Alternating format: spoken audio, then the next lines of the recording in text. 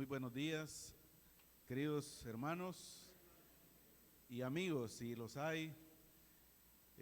Gracias al pastor Silas por invitarme a través de nuestro hermano José.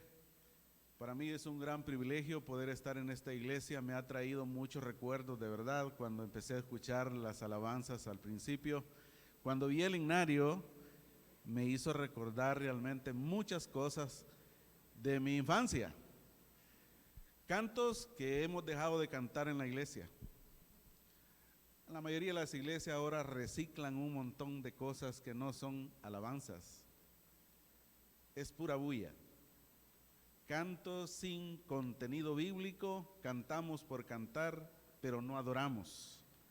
La verdadera adoración está en los cantos inspirados en la Biblia, que se centran en la persona y obra de Jesucristo. Así que me hizo recordar muchas cosas importantes de mi vida, porque yo me crié en una iglesia de la Misión Centroamericana en Candelaria de la Frontera, en Santa Ana, hace muchos años. Yo paso de los 60 años, así que ya tengo días. Y me hizo recordar de mi familia, de mis abuelos, que eran de la Misión Centroamericana. Ellos ya están con el Señor hace mucho tiempo. Pero después, por cuestiones de la vida, el Señor me envió a la Iglesia Bautista. Ahí pues me desarrollé, estando ahí fui al seminario a estudiar y he sido pastor alrededor de 37 años. Y en la actualidad pues un día estaba en los pasillos de la radio, porque tengo un programa de radio todos los días a las 3 de la tarde, y estaba en los pasillos de la radio y venían dos pastores amigos, y entonces ellos me dicen, ¿y dónde estás pastoreando? Bueno, la iglesia que pastoreo ahora, le digo, está en la calle. No tengo, es decir, una iglesia, es decir, en una situación formal, pero sí hago la misión de la calle. Esa es la obra que el Señor me ha mandado a hacer como misionero. He trabajado, es decir, en los últimos 20 años como maestro en el Instituto Bíblico, y he sido director del Instituto Bíblico Internacional La Gracia. Viajé por algunos 5 años para enseñar en el instituto en Nicaragua y luego me quedé, es decir, enseñando aquí en El Salvador. Y ahora enseño en ese programa de radio. Tengo una familia, estoy casado, mi esposa Cristina, tengo 3 hijos, 2 hembras y un varón. No están esta mañana porque no están en casa hoy. Mi esposa y mi hija menor están en Sudamérica ahorita, y mi hija mayor pues tenía que estar con su esposo. Ella vino para estar con nosotros y entonces ella volvió a su casa con mi hijo menor. Pero me es un gozo, hermanos, estar con ustedes, conocerles, de verdad me siento en familia, me siento en ambiente. Hace mucho tiempo, como decía, no estaba, es decir, en esa coinonía, con una iglesia que tiene ese espíritu de adoración y esa fortaleza que tiene el pastor Silas, ¿verdad? De verdad, como decía el hermano, es un ejemplo a seguir. ¿Cuántos Silas hay aquí? Nadie dice, ¿verdad? Amén. De verdad, miren, el pastor es una figura muy interesante, ¿no? En la Biblia, cuando el Señor llama para pastorear, está pensando en los pastores de ovejas. ¿Saben por qué? Porque el pastor ha de ser el modelo, el ejemplo para que las ovejas sigan. Las ovejas no son muy realmente animales muy inteligentes, es más, he leído de que las ovejas son los animales más tontos que hay. ¿Sabían ustedes? Las ovejas se pierden fácilmente. Por eso el pastor siempre lleva un cayado, ¿verdad? Un cayado es una vara con una parte recta y una parte curva. Y ustedes deben de saber para qué sirve el cayado, ¿verdad? ¿Cuántos saben para qué sirve el cayado? Bueno, el cayado tiene 2 funciones, 3, ¿verdad? Para que el pastor se sostenga, pero también lo recto para quebrarle la pierna a las ovejas cuando son necias. Y cuando están al borde del precipicio, la parte curva es para traerlas hacia su lugar. Imagínense cómo nos compara el Señor, ¿verdad? Pero Dios ama las ovejas. Y Él dijo que Él es el buen pastor de las ovejas. Y siendo Él el buen pastor de las ovejas, entonces nosotros también tenemos que ser buenas ovejas. Como decía nuestro pastor Silas, hacer la obra a la cual el Señor nos ha llamado. Fíjense que mientras estábamos cantando y mientras estaba escuchando a cada uno de los hermanos y al pastor, venían por mi mente un montón de anécdotas, de historias, ¿verdad? Incluso cuando hablaba de los niños que aún están en el vientre. Estaba un pastor predicando en una campaña y después cuando rindió cuenta le preguntaron, pastor, ¿cuántos aceptaron al Señor? Y él rápido dijo, 20 enteros, 5 mitades y 3 cuartos. Y todos se quedaron así, bueno, ¿y qué es eso, verdad? 20 enteros, ¿verdad? 5 cuartos, 5 mitades y 3 cuartos. Explíquenos, pastor, ¿qué es eso, verdad? Entonces dijo, bueno, aceptaron 20 niños, ¿verdad? Y aceptaron, dijo, 5 adultos, ¿verdad? Adultos, jóvenes adultos que están por la mitad y 3 cuartos, ya ancianos, ¿verdad? Que ya estaban para irse. Y eso es una gran verdad. Miren, hemos descuidado la iglesia que aún está, como decía nuestro pastor Silas, en el vientre. Las madres juegan un papel tan importante para la iglesia infantil, que aún todavía no ha nacido. Es decir, leer la Biblia a esos bebés es interesante. Cantar es interesante. Cuando mi esposa estaba embarazada de nuestra primera hija, me encontré con un hombre que es filósofo y es un director de una escuela, ahora es un creyente en Cristo. En ese tiempo él no era creyente, pero una vez lo invitamos a una conferencia que teníamos y ahí él puso su fe en Cristo solamente. Y a partir de entonces el Señor lo ha usado mucho, pero en ese tiempo él me dijo, ¿sabes qué, Teo? Deberías de ponerle música de Beethoven a tu hijo. Y yo dije, ¿por qué música de Beethoven? Porque los niños, aún dentro del vientre, ellos pueden escuchar. Y la música de Beethoven es una música muy buena para los niños. Entonces yo pensé, ¿y por qué no mejor cantar alabanzas al Señor, verdad? Pero me llamó la atención esto que me dijo. Luego más tarde yo empecé a investigar un poco y me di cuenta que es cierto. Recomiendan que las mamás cuando están embarazadas escuchen música, lean buenos libros, cuenten buenas historias, oren en voz alta para que el bebé pueda escuchar. Y es importante que aprendamos estas cosas. Y tenía otras anécdotas que venían a mi mente que no las voy a contar ahora. Algún día, si el Señor me permite volver, se las contaré. No hay tiempo. No sé cuánto tiempo tenemos, pastor, ¿verdad? 40 minutos. En 40 minutos tengo que decir lo que iba a decir en 2 horas entonces, así que voy a correr.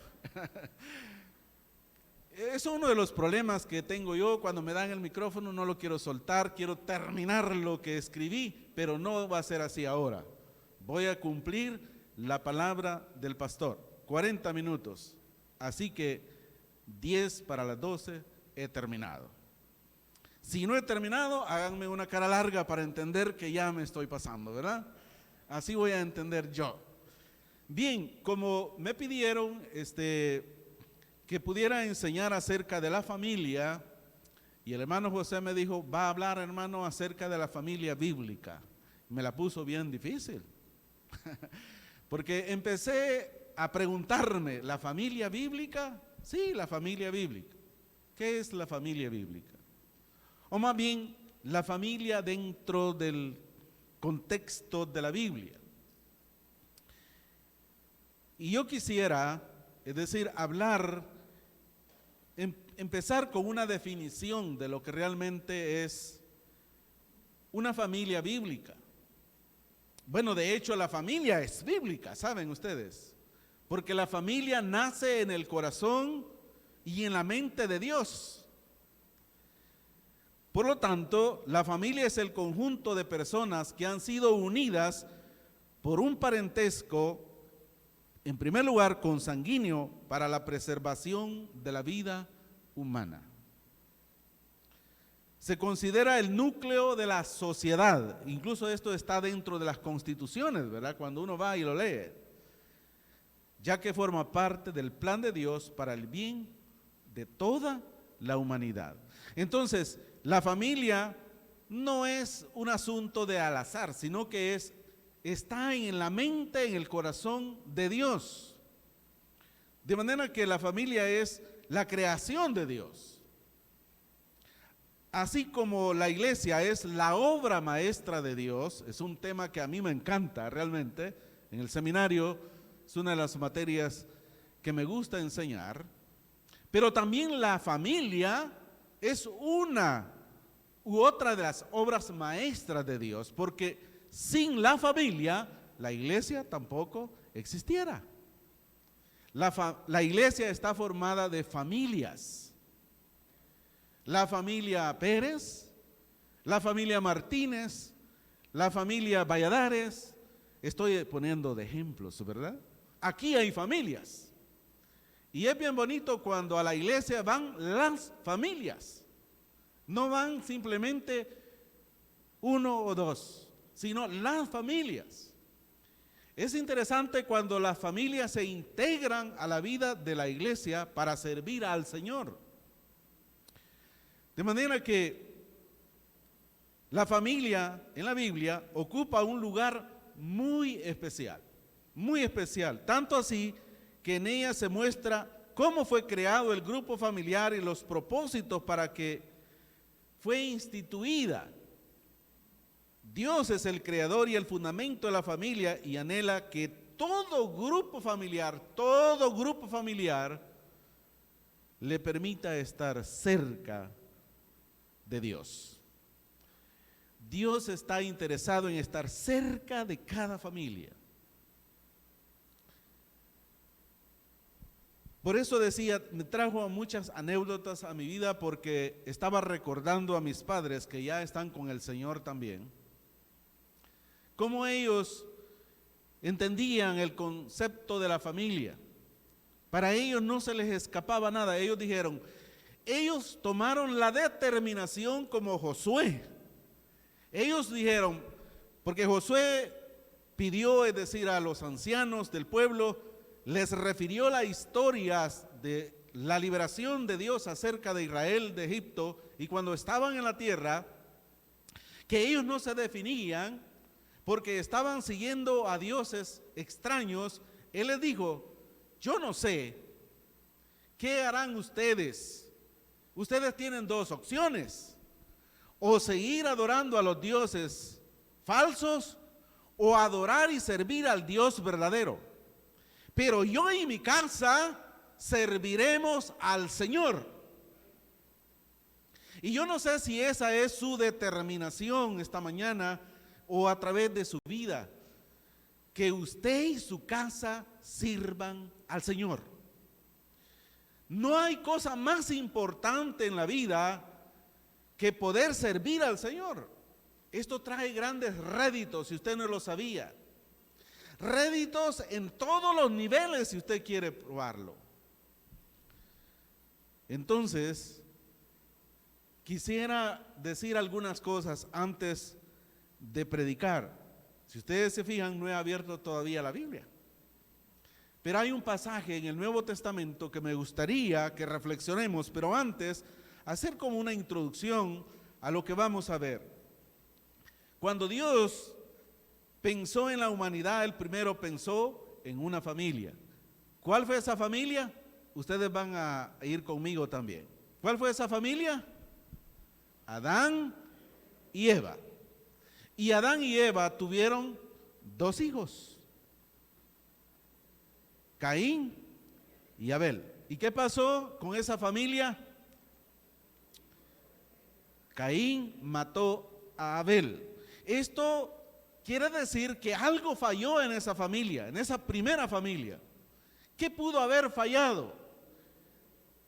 No voy a dejar que ustedes adivinen, porque no se trata de adivinanza, sino que trata de ir a la Escritura. Pero les voy a recordar, el primer fallo que sucedió allí es que Adán no tomó el lugar que le correspondía como hombre, como cabeza en la familia. Dios le había dicho a Adán acerca de la situación del fruto prohibido. Entonces, ¿qué debía de haber hecho Adán? Explicarle a su esposa lo que Dios había dicho. Pero Adán falló en esto. Y entonces Eva tomó el lugar de Adán. Y en vez de pararse firme delante del enemigo, diciéndole, Dios ha dicho que no debemos comer, ella se dio a comer y le dio a comer a su marido, y así fracasó esa familia. Los hijos vinieron después de la caída, nacieron ellos dos, y uno mató a su propio hermano. Bueno, pues pasó el tiempo y ustedes conocen la historia. ¿Qué fue lo que pasó? El mundo, la humanidad comenzó a multiplicarse, pero no hicieron caso a lo que Dios había dicho, de ir por todas partes de la tierra. Se habían quedado en un solo lugar. Pero luego vemos que después de la caída, cuando los hombres se multiplicaron y se apartaron y siguieron la corriente del pecado, Dios, para preservar un remanente, pensó en una familia. ¿Cuál fue esa familia? Noé y su familia.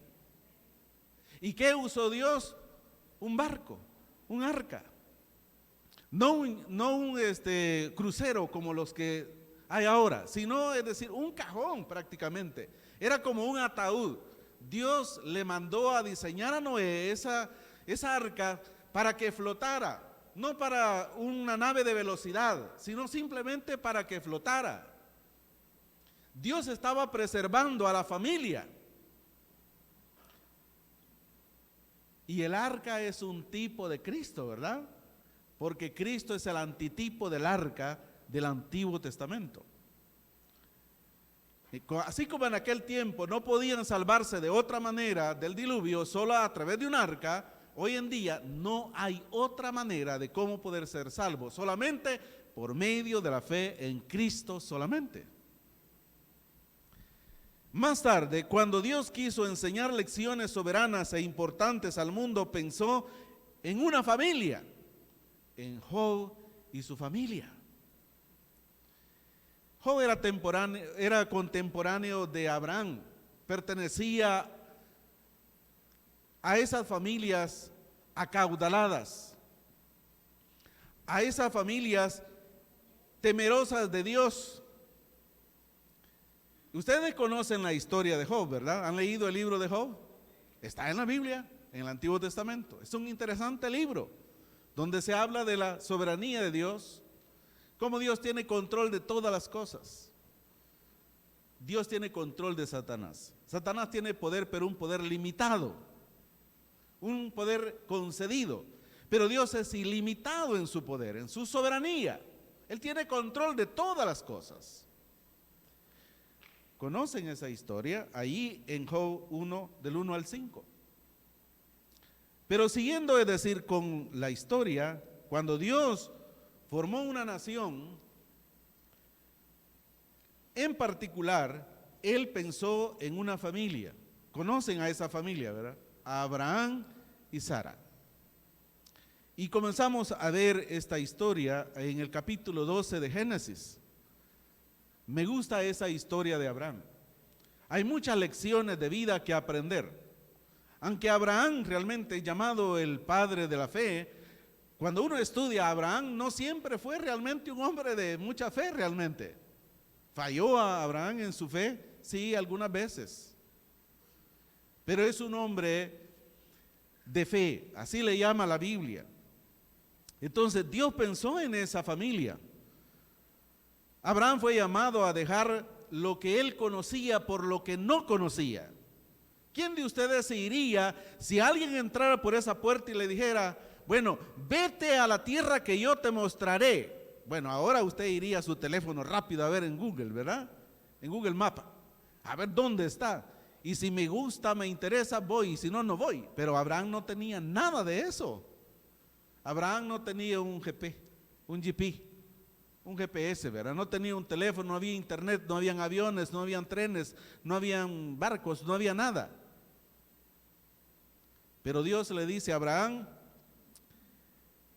estoy hablando de familias que son bíblicas, hermano, porque hay un principio que vamos a aprender de todas estas familias al final. Y quiero ir rápido porque solo tengo 40 minutos. Y yo escribí 7 páginas. A mí me enseñaron a escribir todo lo que tengo que decir, por si ya mi mente me traiciona, hermanos. Se me olvidan las cosas. A veces se me olvida cómo me llamo. Así que tengo que ir rápido. Pero hay algo interesante en todas estas familias. Es la relación personal que cada uno de estos tuvieron con el Señor. Si vemos en el caso de Adán, bueno, Adán era un hombre perfecto, ¿no? Bueno, de hecho no era salvo, ¿sabían ustedes? A mí me han preguntado muchos cuando escriben haciendo preguntas para la radio, ¿y Adán era salvo, pastor?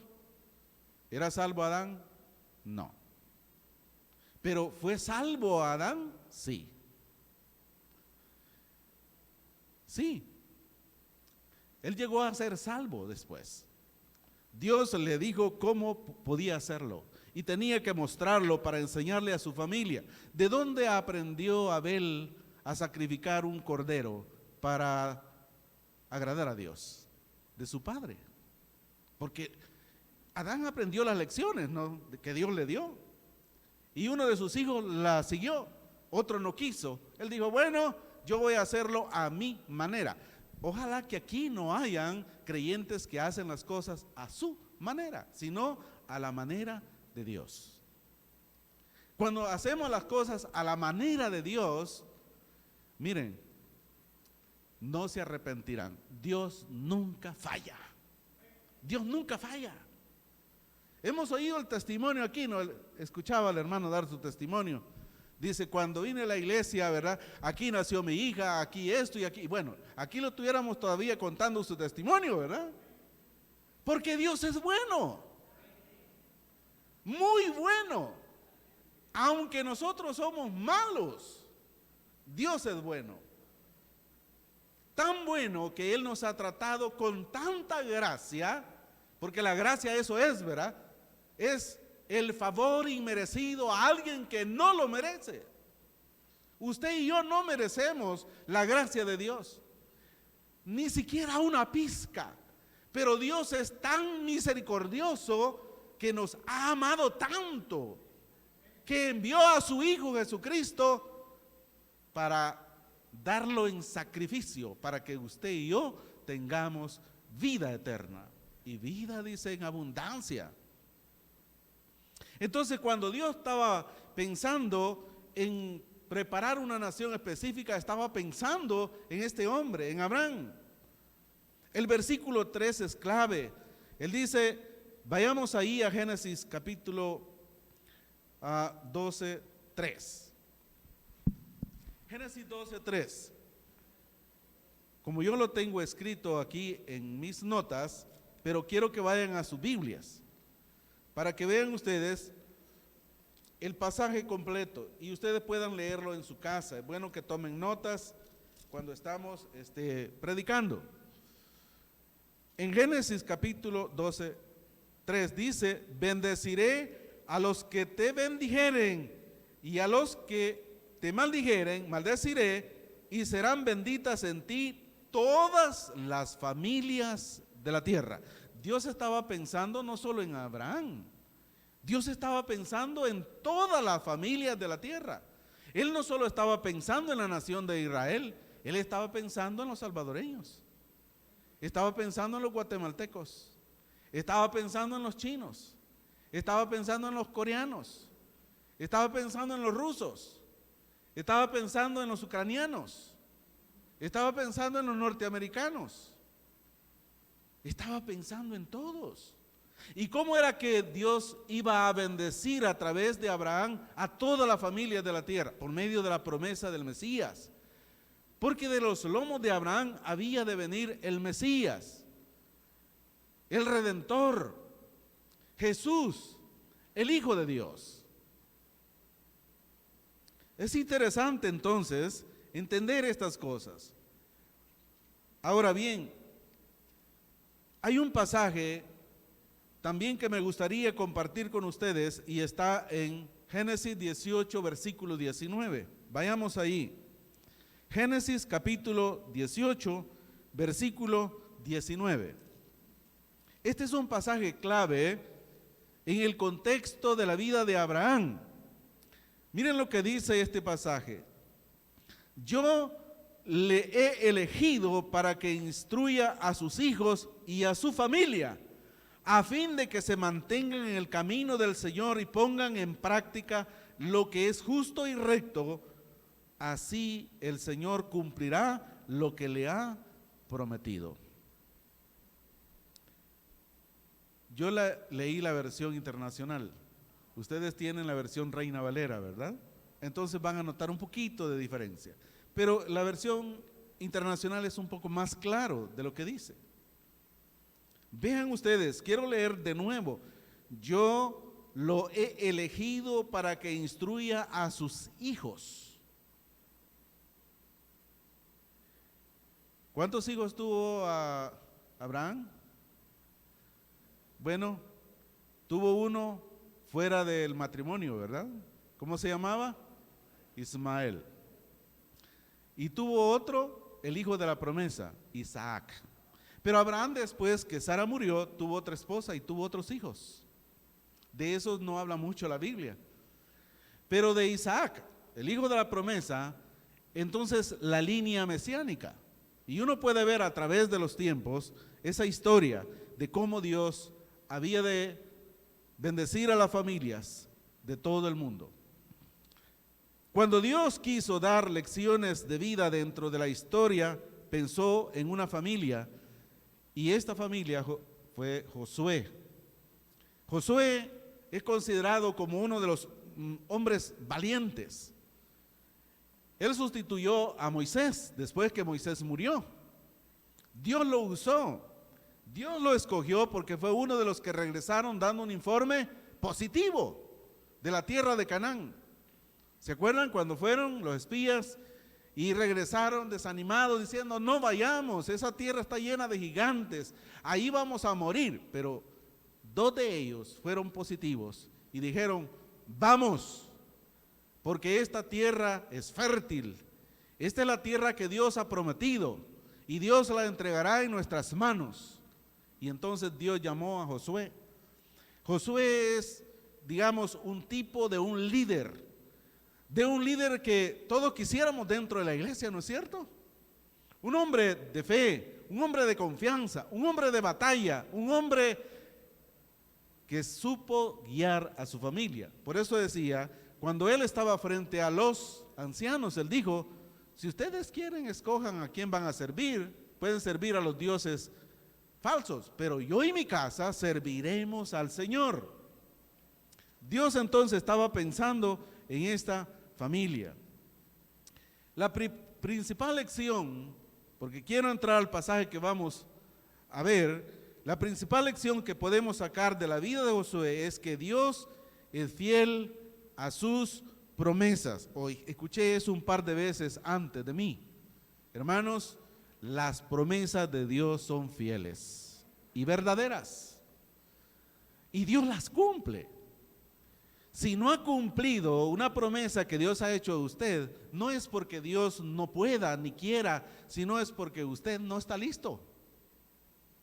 Entonces necesita estar listo para decirle al Señor: Señor, estoy listo, puedes cumplir tus promesas en mi vida, porque las promesas de Dios son verdaderas.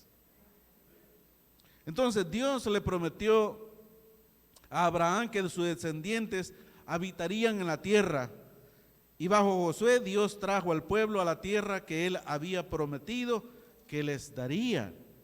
Sí, así como lo oyen, Dios usó a este hombre para llevar a cabo, es decir, sus promesas. ¿Y qué más podemos aprender? Este hecho completó la misión de redención que Dios comenzó con Moisés. Acuérdense que Dios usó a Moisés para sacar al pueblo, pero Dios más tarde usó a Josué para introducir al pueblo dentro de la tierra prometida.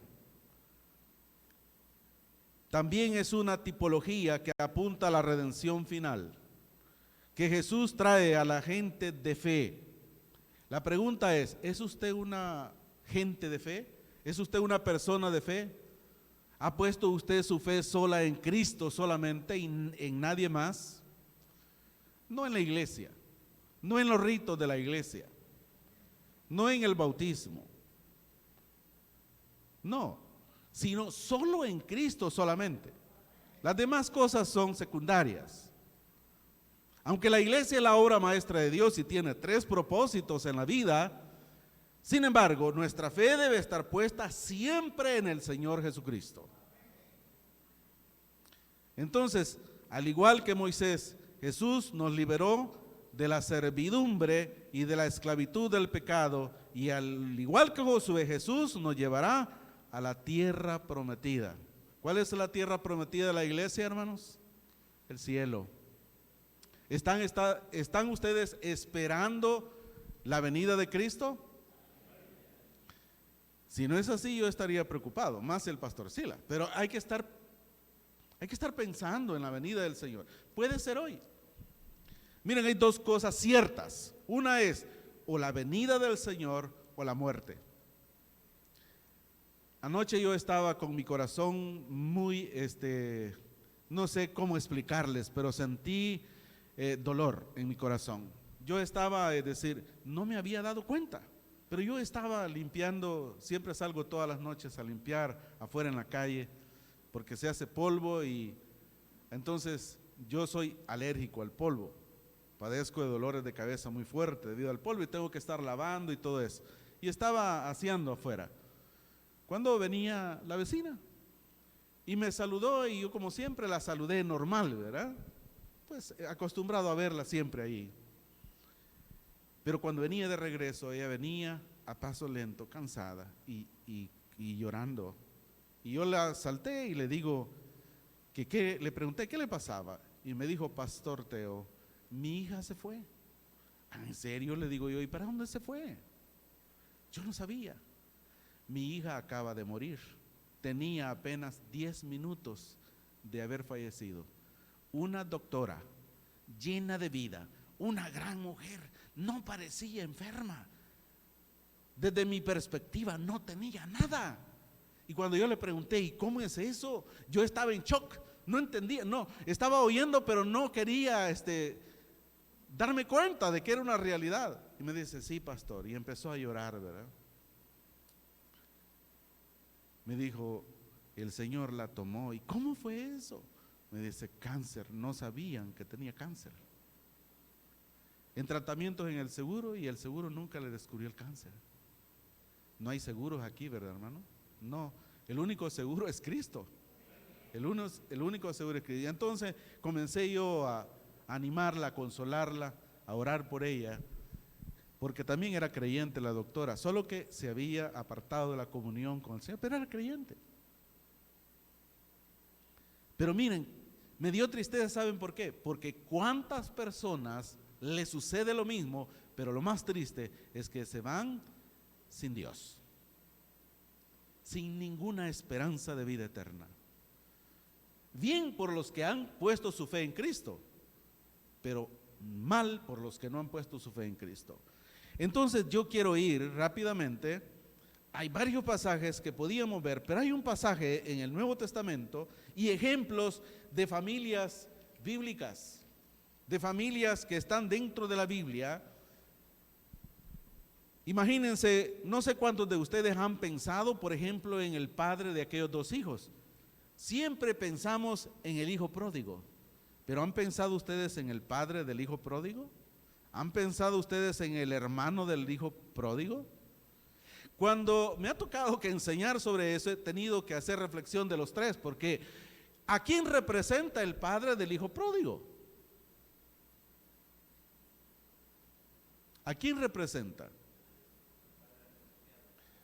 Representa a Cristo. ¿Y a quién representa el hijo pródigo?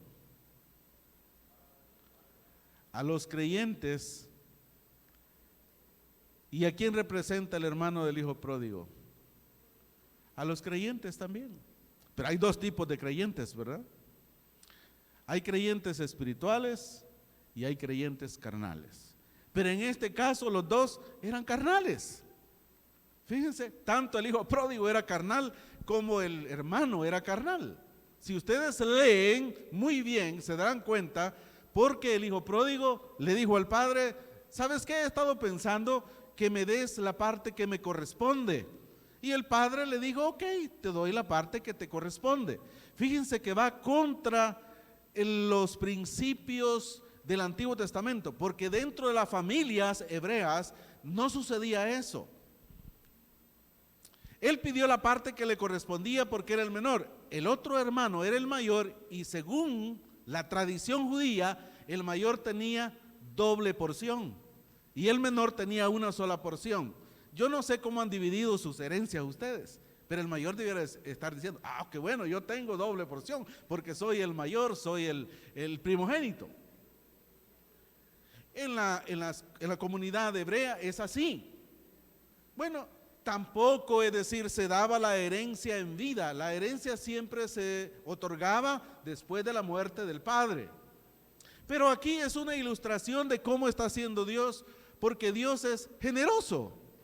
Y Dios dice: ok, te voy a compartir lo que te pertenece. Y él lo toma, se va muy lejos y lo malgasta y después está en la ruina. Pero luego se da cuenta de que en la casa de su padre los jornaleros viven mejor que él. Y yo no quiero contar esta historia solo para que ustedes entiendan el principio. ¿Qué estaba haciendo el padre en su casa? Esperando a qué horas regresaba su hijo. A muchos de los pastores nos ha tocado así, ¿verdad, hermano Sila? Estamos en la puerta esperando a qué hora regresan las ovejas todas aporraciadas. ¿Y cómo las estamos esperando? Con los brazos abiertos, porque son bienvenidos. Esta es la casa. En la casa de Dios hay comida, hay bebida, hay gozo, hay amor, hay protección, hay seguridad, hay cuidados, hay provisiones.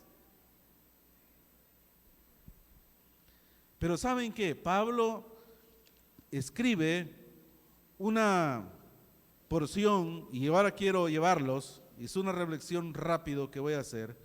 Vamos ahí a Colosenses capítulo 3. Vayamos a Colosenses capítulo 3.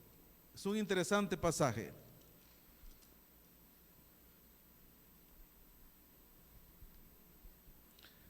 Porque tiempo me faltaría, como dijo el escritor de Hebreos, para contar historias de cómo Dios ha tratado a las familias a lo largo de la historia, desde el Edén hasta el día de hoy. Y Dios siempre ha sido bueno, pero nosotros hemos sido malos y tenemos que aprender lecciones de vida. Entonces, en Colosenses capítulo 3, ahí en los versículos, voy a leer versículo 18, versículo 19, versículo 20 y versículo 21. Este es un excelente pasaje para aprender principios de las familias dentro de la iglesia. Dice así: esposas, sométanse a sus esposos como conviene en el Señor. Quiero que presten atención a cada palabra que dice la Escritura. Esposas, sométanse a sus esposos como conviene en el Señor. Luego el 19, por si acaso los esposos dijeron: ok, me libré. No, aquí también dice a los esposos: esposos, amen a sus esposas y no sean duros con ellas. la versión Reina Valera dice ásperos, ordinarios. Versículo 20, hijos, obedezcan a sus padres en todo, porque esto agrada al Señor. Y 21, padres, no exasperen a sus hijos, no sea que se desanimen, no sea que se desalienten, no sea que desfallezcan. Aquí hay 4 cosas que necesitamos ver.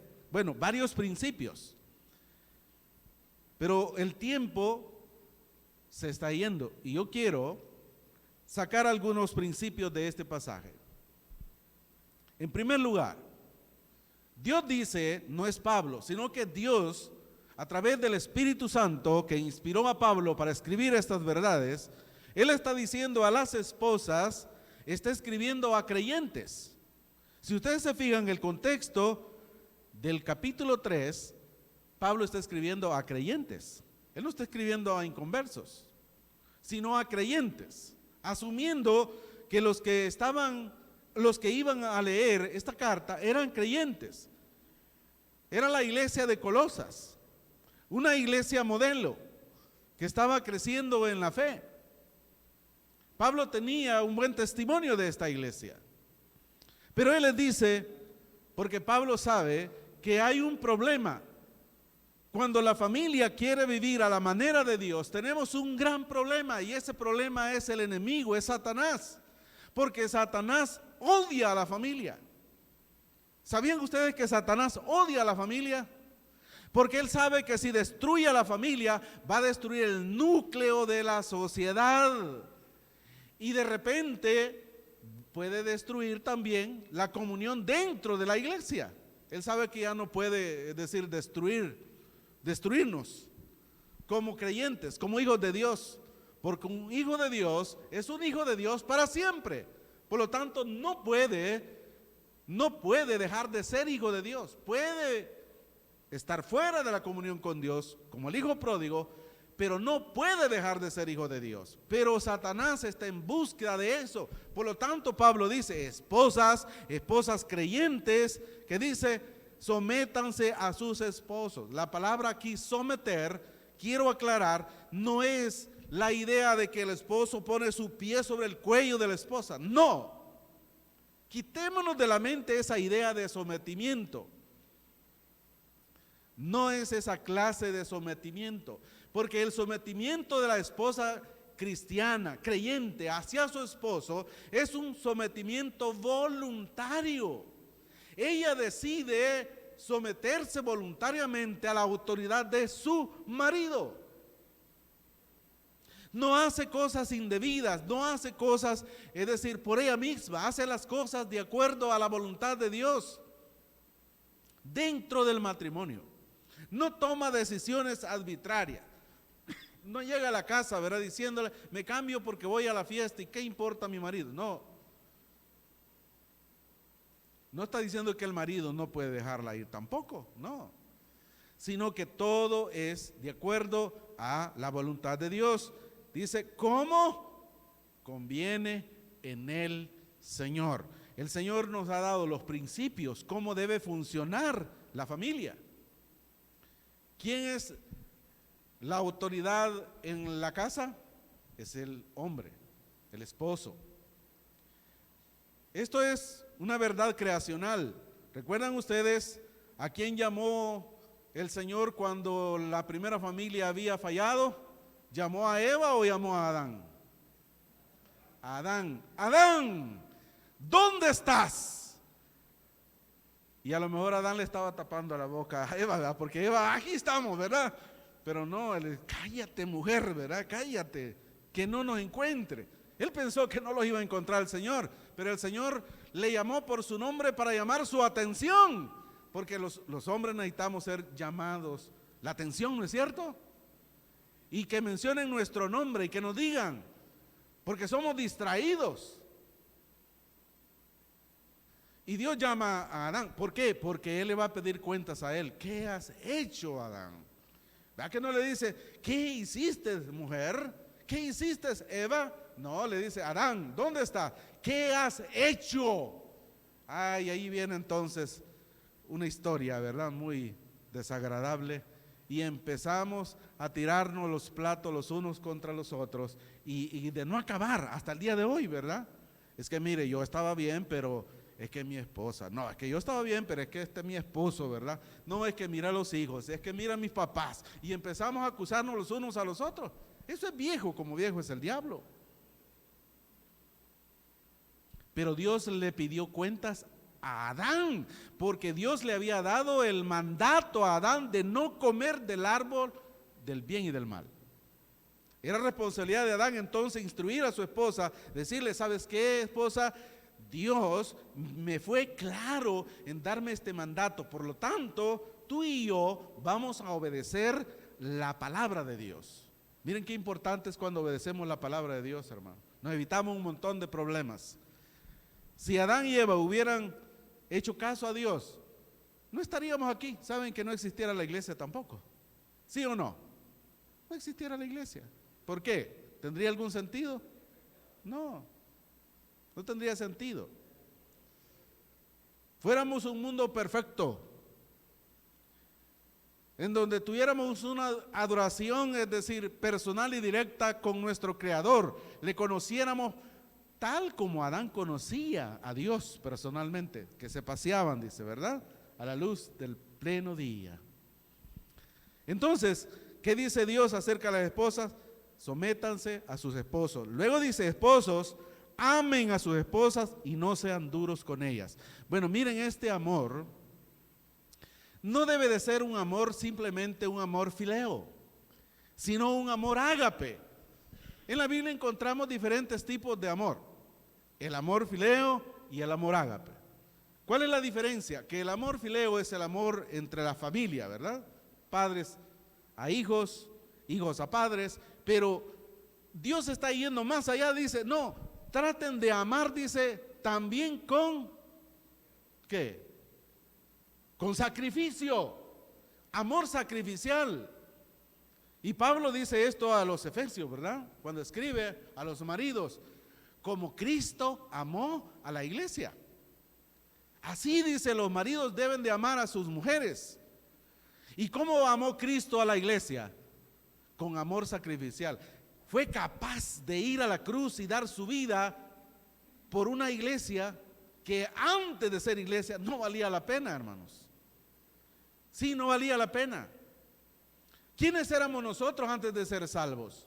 ¿Valíamos la pena? No. Ahora sí. ¿Por qué? Porque ya no somos nosotros, sino Cristo en nosotros. Dios nos ha dado, es decir, una restauración completa. Y Pablo habla de esto en la carta a los Colosenses. El que está en Cristo está completo, no necesita nada más, porque lo tiene todo. Y primero de Juan también lo dice, el que tiene al Hijo, tiene la vida. Y el que tiene la vida, lo tiene todo, hermanos. Entonces, ¿cómo debemos los maridos amar a la esposa? Con amor sacrificial. Digan eso, hombres. Debo de amar a mi esposa con amor sacrificial. Más allá de mis propias capacidades, más allá de mi propia perspectiva. Debemos de aprender a amar con la perspectiva de Dios, de acuerdo al diseño de Dios. Y esto va a traer bendición a la familia. Y luego dice a los hijos, obedezcan a sus padres en todo, porque esto agrada al Señor. Bueno, aquí hay hijos. ¿Y cómo deben de agradar y respetar los hijos a los padres? ¿En algunas cosas o en todo? Dice en todo. Y en todo es en todo. Gramaticalmente hablando, en todo. No solo en algunas cosas, sino en todo. La obediencia es importante en la familia. Es importante en la familia. Los hijos obedientes también tienen promesa de Dios. Y luego los padres. Dice, los padres no exasperen o no desesperen. No, es decir, pongan en en aprietos a sus hijos, no sea que ellos se desanimen. Miren, es decir, los papás a veces se nos pasa la mano, ¿no es cierto? ¿A quién se le ha pasado la mano en la crianza de sus hijos? ¿Habemos padres perfectos aquí? Quizás no. El único perfecto es Dios, es el Padre perfecto. Él debe de ser nuestro modelo a seguir. Y yo quiero decir que no importa en el punto en que usted esté, yo no sé aquí si habrá alguna familia que está pasando por batallas, por luchas, por dificultades con sus hijos, porque los hijos son rebeldes, porque los hijos no quieren escuchar a los padres, porque los hijos no quieren venir a la iglesia, porque los hijos no quieren sentarse para leer la Biblia, no quieren orar, no quieren escuchar, no quieren obedecer. Y algunos, como oraba nuestro hermano, que le escuché en la oración, probablemente algunos de los hijos que fueron malos criados por padres creyentes ahora están en la prisión. Saben que una de las encuestas, y eso me dolió mucho en el corazón cuando leí una de las encuestas, que la mayoría de los delincuentes, la mayoría de los muchachos que pertenecían a las pandillas o a las maras eran hijos de creyentes. ¿Qué pasó, hermanos? Usted y yo fallamos en la educación de los hijos. Fallamos. ¿Por qué? Porque se nos olvidó que la crianza de los hijos en el Señor comienza en el vientre. Desde ahí. Lo que decía el pastor Silas. Traigan a la iglesia que aún todavía no está caminando con sus propios pies, pero que está caminando adentro del vientre de su madre. Para que estos un día lleguen a ser buenos ciudadanos, buenos hijos, buenos hermanos, buenos padres, buenos creyentes, buenos líderes en la iglesia. Entonces los padres jugamos un papel muy importante en la crianza de los hijos.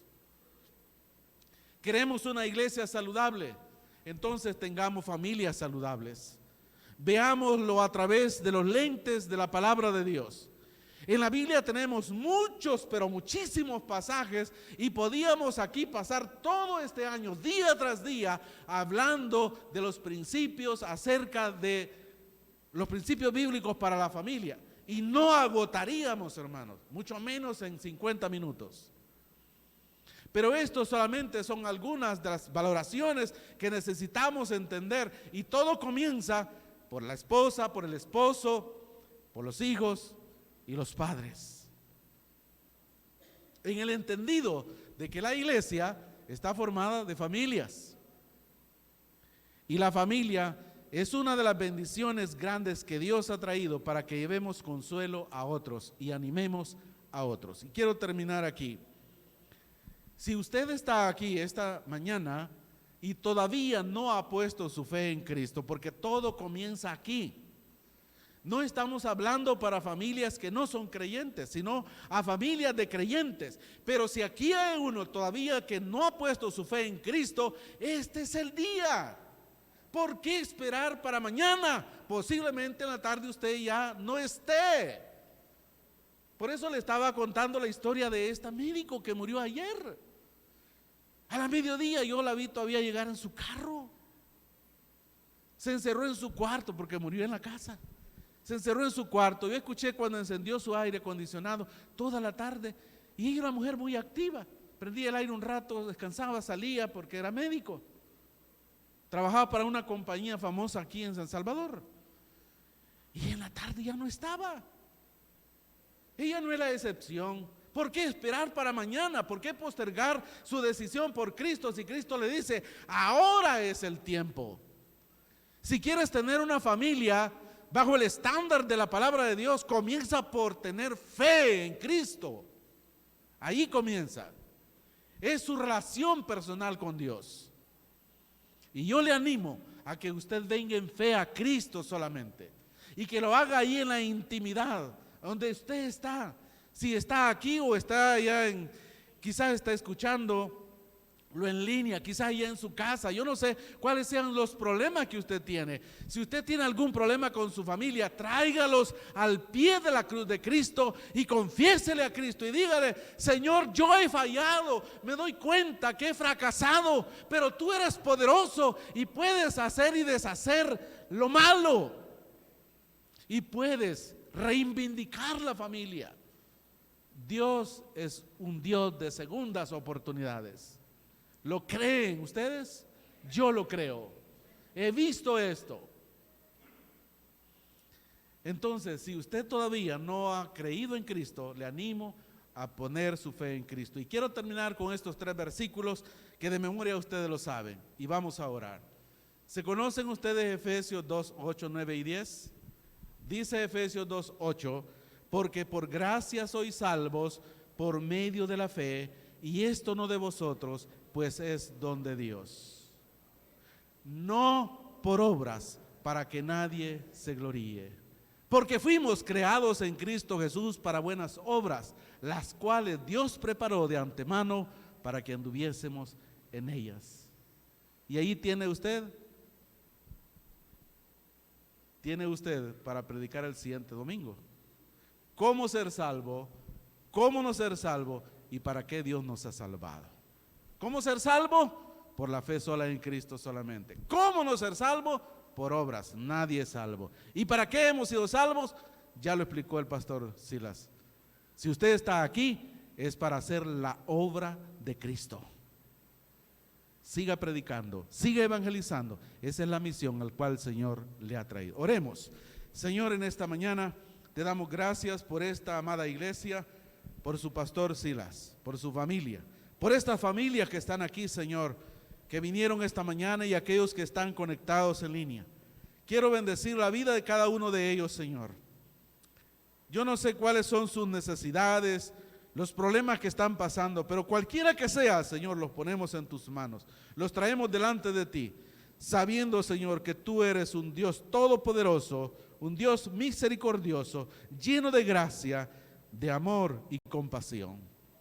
Tú puedas sanar, Señor, los corazones heridos, que puedas quitar esa amargura que hay en el corazón de alguien, y puedas traer paz, y puedas traer armonía, y puedas traer, Señor, buenos pensamientos, buenos sentimientos, buenas emociones, y que puedan enfocarse, Señor, hacia ti y poder dedicar sus vidas a tu servicio.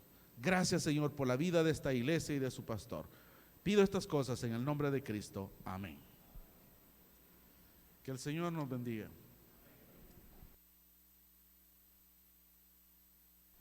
Voy a pedir al hermano Jorge que pase al frente. Gracias, hermano. Y bueno, pidámosle al Señor que nos ayude a hacer esa familia modelo. Hermano, vamos a cantar.